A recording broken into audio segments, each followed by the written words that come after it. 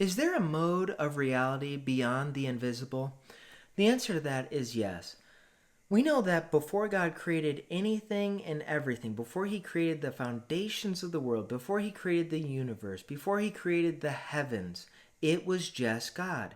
And even invisibility is something. And how can we understand that invisibility is something? Because we know that air is something. Even though we can't see it, it's there as something that is bound by laws, and it's how we operate. And it has certain principles behind it. But there's a reality that goes beyond the invisible, because when it was just God, there was no such thing as air.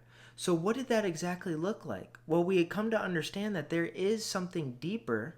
There is a different mode of reality that goes beyond invisibility. And we can come to understand this as spirit. We know that God is spirit, John 4:24. So if God is spirit, we know that all things live because of God's spirit. God's spirit gives life to certain things, and He allows certain things to live. But when God's breath and spirit is extracted, as the book of Job says, everything would return to dust. And so by God's will things exist, Revelation 4:11, but we know that life is given by the Spirit. So there is a greater and deeper reality that and different mode of reality that goes beyond invisibility, and we come to know that as spirit, because spirit is not only invisible, there's a deeper level behind spirit, and we know that God is spirit, and so because of that He gives life.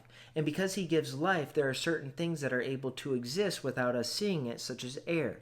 Even truths and principles and laws and personalities and all these aspects and colors and numbers, even though they're invisible and we cannot see them, they have a reality to them, and that reality is derived by God because God has declared it to be so. And so long as God has given us minds to be able to conceive these things, then they truly exist for us. They exist because God has declared them so, but we know that they exist because we have a mind to comprehend it.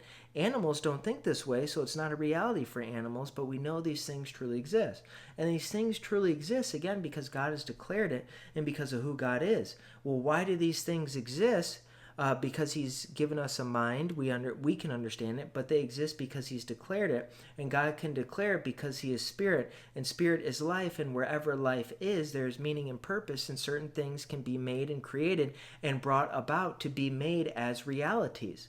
So the realities of the invisible through laws and certain principles and powers and dominions and all of these different things, though they be invisible and can be exercised within the physical, nonetheless, there is a mode of reality beyond the invisible, which we know to be God, and namely spirit as well.